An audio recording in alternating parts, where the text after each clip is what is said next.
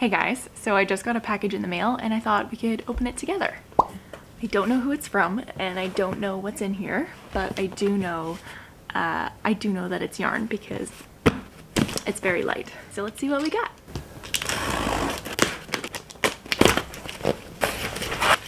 Okay, so this is from We Crochet, but it's all Lion Brand yarns. I'm working on a Lion Brand project right now and I just needed a couple more skeins, but ordering from Lion Brand sometimes takes the longest. So I ordered from We Crochet. The reason I placed this order was because I needed 2 more skeins of Color Theory for the shrug I'm working on. So I got 2 of these, and after I'm done recording this little unboxing, I'm gonna get straight to work on this because this is gonna be my next pattern release. I'm like 99% done with this project. I just need a few more rows on the collar, and that doesn't affect any of the math or any of the grading or really anything. I just need to make the collar a little bit thicker so that I can take all the photos. Pattern's done, it's all good, and I've just been waiting on this.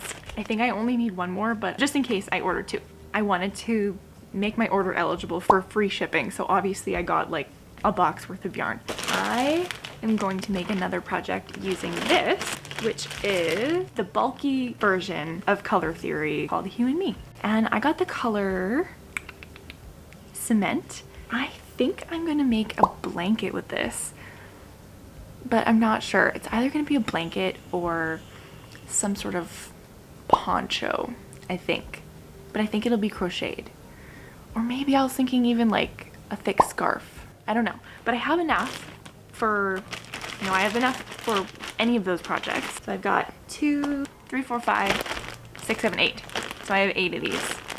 After working on the book for so long, which was fingering weight, sport weight, DK weight, a couple worsted projects, but mostly really lightweight, lacy, intricate patterns, and I just really need some instant gratification. I need some quick projects that really don't take a ton of mental strain to come up with, and there's nothing wrong with that because everyone likes a simple project every now and then. I feel like if you're someone who crochets or knits a lot, you might even have one complex project on your needles or on your hook at all times that requires a lot of focus and attention. Maybe you can't watch TV or a movie while you're working on it. And then maybe you have like a project that's a little more simple that you can take with you if you go on a road trip or out for a coffee date or whatever. Like, you kind of need both, don't you? I do, at least. Yeah, this is gonna be my fall winter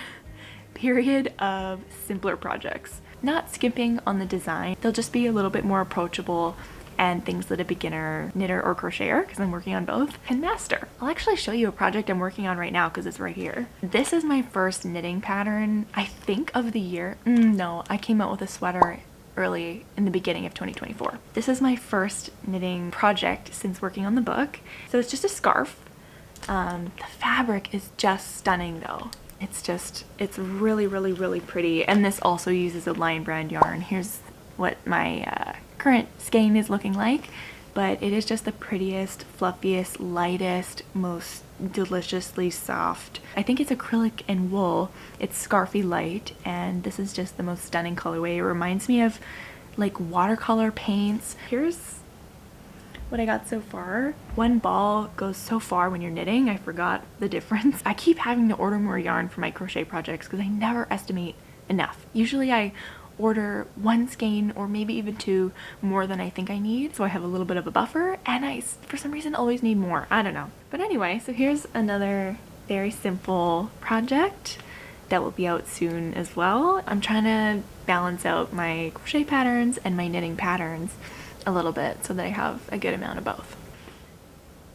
I love this one. This is my project that I don't have to think about. So that's that. We got 8 balls of You and Me, and we got 2 skeins of Color Theory.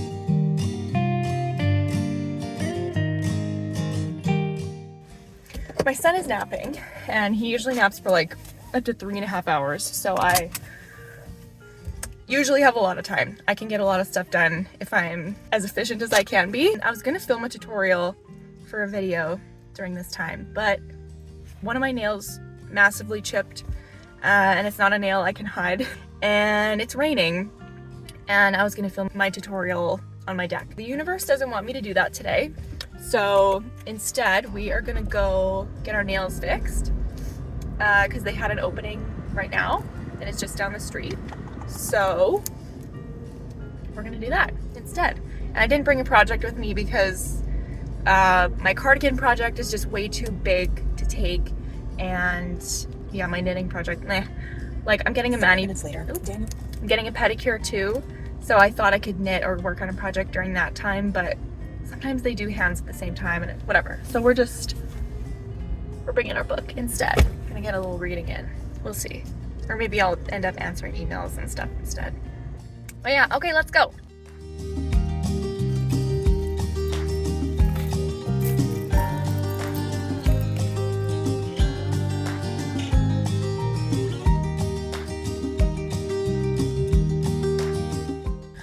Just got back, got chrome nails or jelly donut nails or Hailey Bieber nails, however you want to call them, and I only read like 5 pages because there were just so many people talking in there. I could not focus, and now I'm so sleepy because it was really, really hot and I was in a comfy chair, and whew.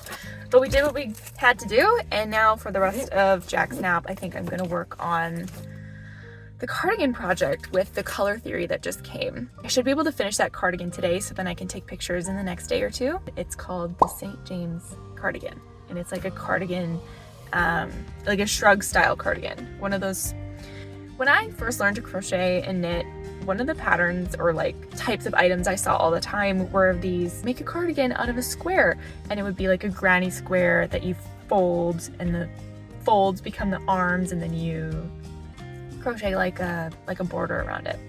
And this is a version of that, but with better fit, and it's not a one size fits all like a lot of those patterns are. It's graded from extra small to 5X. They're hybrid sizes, so there's 2, like a range per size.